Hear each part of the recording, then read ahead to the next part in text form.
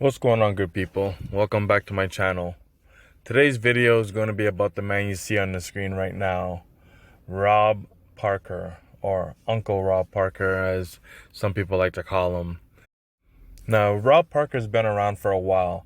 We've seen him on so many different shows. Like back in the days, he used to be on First Take with Skip Bayless and Stephen A. Smith. And in most recent times, we've seen him on Undisputed with Shannon Sharpe and Skip Bayless, as well as The Herd with Colin Cowherd and Joy Taylor. And he also has his own show now, which is a great thing. I've been a big fan of this guy for a long time, and I actually want to take you back, way back to a time when he was on First Take. For those of you who are fans of these sports analyst shows that you see on ESPN and on Fox Sports, you'll definitely know First Take, especially back then when it was Stephen A. Smith and Skip Bayless.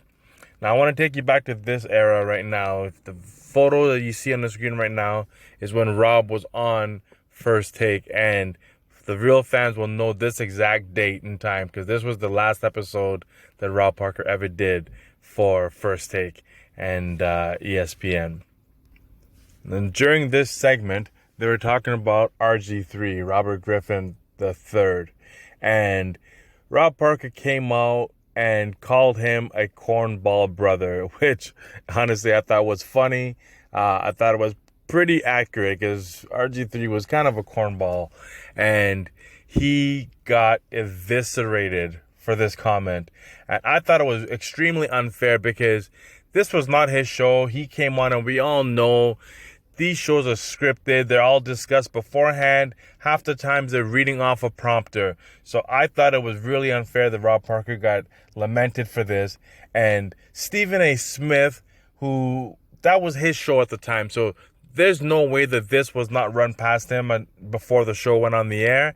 So guaranteed he's greenlit these comments, as well as the show's producers also greenlit it. But when there was backlash over it, Rob Parker got thrown under the bus, and that snake Stephen A. Smith, that guy cannot be trusted. Not a fan of him. He talks like all this big game and all, but I'm just not a fan of the guy. I find him to be extremely phony, disingenuous, not a fan of his work. He's just a giant caricature, and I cannot deal with people like that. So I was extremely upset when Rob was casted out, and you didn't see him on TV for quite some time. And I was extremely happy when Skip ended up getting Undisputed with Shannon Sharpe, and they brought him back. Because I do, for the most part, enjoy a lot of the takes, especially back then. I enjoyed a lot of the takes that Rob Parker had. But lately, I have not been a big fan of Rob's work. I find that his work has become super diluted. It's always the same message over and over and over.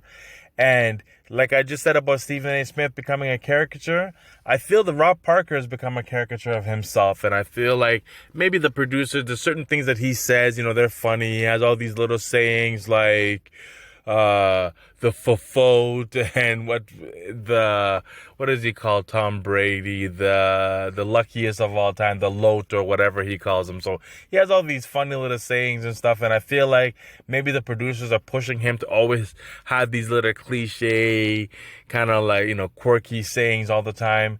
And sometimes for the most part they're funny, but I feel like he's not himself anymore. He's just kind of become a caricature of himself.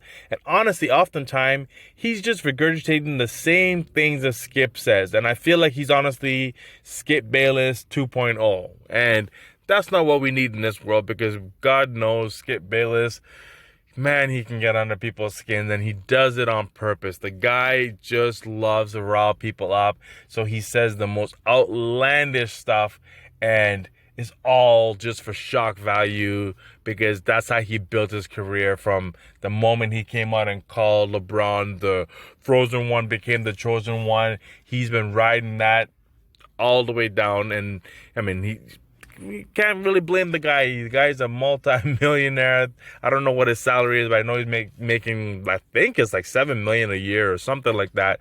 The guy's done very well for himself with these outlandish takes that he does. So you can't fault him for that. And I think Rob is kind of doing the same thing, but it's really not needed, because the stuff that Rob would say back in the day and the way he was, it was very entertaining. And I just feel like now it's just gone off the rails and it's very hard to stomach at times.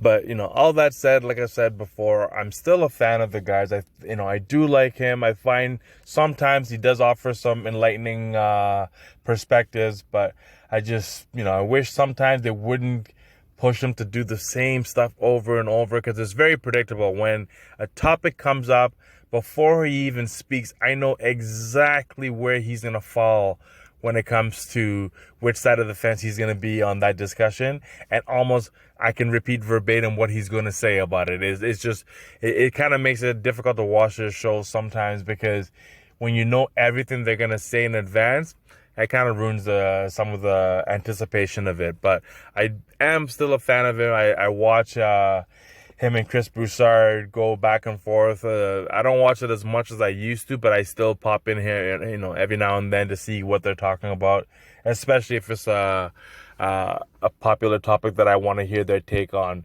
So I still do watch his stuff, but it's just, I don't think he's the same as he was before. And I find that, like I said before, he's become a big giant caricature of himself.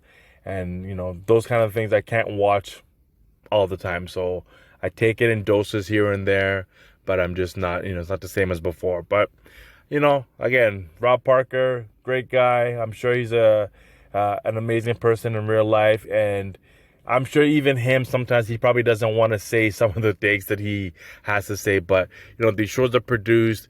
They're there for ratings.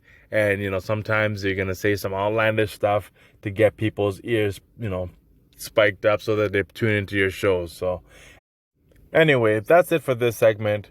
Tune in next time when I'll be talking about whatever else. As you guys can see, my topics are all over the map on this channel, because I just talk about what I feel like talking about. I'm not going to pigeonhole myself into one area. So whatever I feel like talking about, if I want to come on here, I'll make a video and share it. Hope you enjoy it. Hope you watch it. If you don't enjoy it, no big deal. Comment, subscribe if you want. Thumbs up, thumbs down. I'm good either way. Y'all be good. Take care. Peace.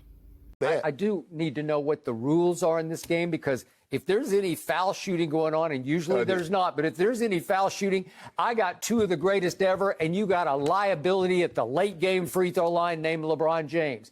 And what do I call LBJ? LB no J, because he doesn't have much of a consistent jump shot. I don't know. Are there free throws in this game? If you get fouled? You know what? It's interesting. Because if there's free throws, I'm not taking right. LeBron's team. Okay, I'm just telling you. No, you're right. And Skip brought that up today.